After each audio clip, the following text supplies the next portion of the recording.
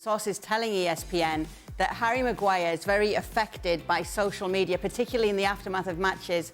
Sources have told ESPN that Maguire can, on occasion, focus too much on social media criticism, despite being advised to stay off Twitter in the immediate aftermath of matches. Even if a player does well, even if a player has a great game, there will still be the moronic element, finds something that has a negative undertone to it.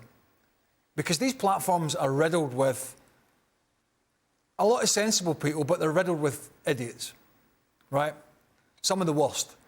So it is the modern day social media, but there's ways and means of cutting out what you do and don't see. And if it is affecting you as a player, you've got to do the common sense thing. Is you don't spend time checking that people are hammering you. Because if it's affecting you, then that's just a silly thing to do. So I don't know how much truth there is in it or how much it's affecting them. I don't know. But what I do know is all these players will be getting pummeled. Because that's what happens. You've only got to go on anybody's social media account. We talk about Ronaldo this week. Even dared to suggest that he was becoming too old to be picked for Portugal and they should move on. Oh, my God. Everybody got roasted. Now, we don't care. We just come in and we do our jobs. But you have to be sensible about these things. If you're a modern-day player and you're more affected than others by what people are saying, you should not be on these platforms as much. There's a couple of things. If you're Harry Maguire and you're going through on the field what he's been going through, why are you going on social media? Because not only are the opposition fans giving you grief, you're getting grief off your own fans. So why are you doing it? And it actually, in my opinion, makes no difference between today and when we played. Because the papers still gave people stick. So what you did then was you didn't read the papers. I mean, it should be common sense. It really should be. And Harry Maguire, as David said, has got a 3 in front of his name. And if he's looking on social media to figure out how good or bad he was, then I don't understand how he's got to Manchester United.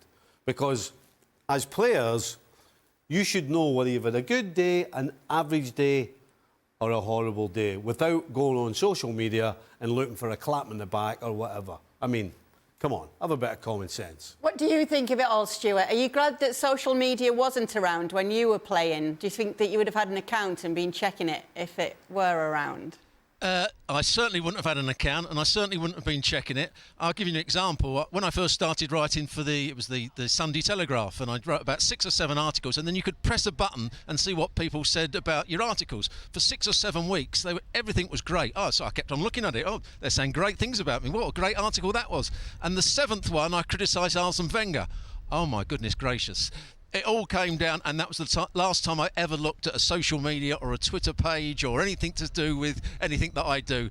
It's better off not knowing. The only people you have to make sure are on your side are your manager, your coach, and the other people I used to get advice from was my family. That's all that you need to make sure that enjoy what you're doing. Don't worry about the idiots that are writing in on Twitter and all those sort of accounts. It's absolute madness for Harry Maguire to do that. Last word goes to you on this one, Nadem. Yeah, I was just going to say, I think what everyone said has been like so reasonable, but I think ultimately, just younger players, they're different. They've got more of a compulsion to be online, and most of them have grown up online. So for them to step away from it, it's a huge leap, far bigger than, say, any of ourselves deciding to go away from it. So I think if anything, if this report ends up being true and he can't get away from Twitter, then it's a sign that he's addicted to that and he does need some sort of help. Because it's not helping him on the field, off the field, and so on and so forth. Because to receive that much opinion about yourself, which you probably believe to be wrong all the time, but not be able to step away from it, if it's true, as I say, that is a bigger cry for help, and I think he should be supported through that.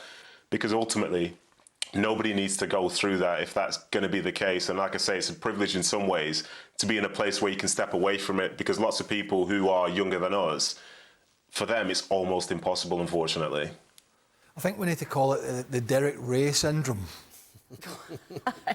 Derek who can't, whenever I see him, doesn't matter if he's in a crowd and he's in a pub or a restaurant, he cannot get off that phone, stop checking his Twitter.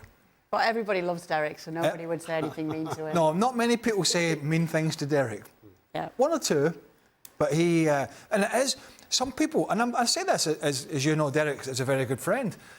He is, it's almost like, drug's the wrong word, but it is like, it just draws some people to it. Compulsion, isn't it?